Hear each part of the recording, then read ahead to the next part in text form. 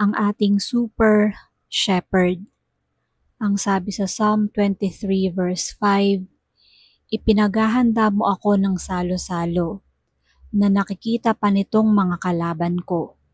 Sa aking ulo langis ay ibinubuhos, sa aking saro pagpapalay lubos-lubos." Eastern etiquette ang inilalarawan ng verse na ito. Noong araw sa Israel, nakatira ang mga desert dwellers sa mga tent. Pag may bisita, sumasalo sila sa labas ng tent para presko. Kung minsan, nilalatag lang nila doon sa carpet ang kakainin nila, kaya kitang-kita ng ibang desert dwellers na may bisita sila. Ang ibig sabihin nun, pag pinakain ka at sumalo ka, walang pwedeng gumalaw sa iyo sa lugar na iyon, na hindi mo nadadaan sa iyong host at willing siyang ibigay maging ang kanyang buhay to protect you from your enemies. At ganon ang ginawa ng Panginoong Hesus. Namatay siya para sa atin, kaya hindi na tayo pwedeng patayin ng kalaban.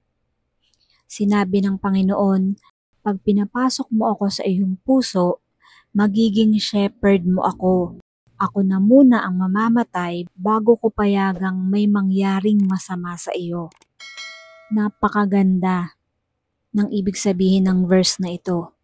Doon sa init ng disyerto na halos mabibiyak ang ulo mo sa init at magkakabitak-bitak ang iyong anit, pag dumating ang isang bisita, binubuhusan siya ng konting langis sa ulo para ma-freshen up, para mapreskuhan.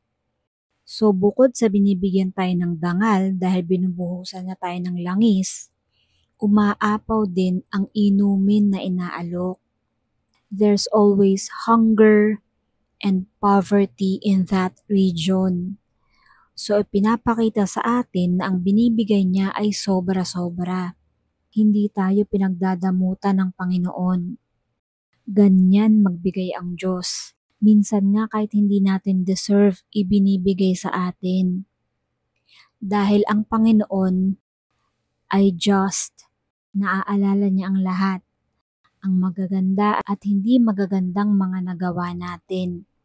Binibigyan niya ng gantimpala yung mga taong lubos na sumusunod sa Kanya, yung mga gumagawa ng mabuti. At binibigyan din naman niya ng parusa yung mga gumagawa ng masama. Protection from enemies, more than enough provision, and refreshment for life's journey.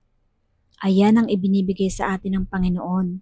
That's what Jesus will do and will always do for you and me when He becomes your shepherd. Kaya ang piliin nating shepherd ay si Jesus. God bless us all.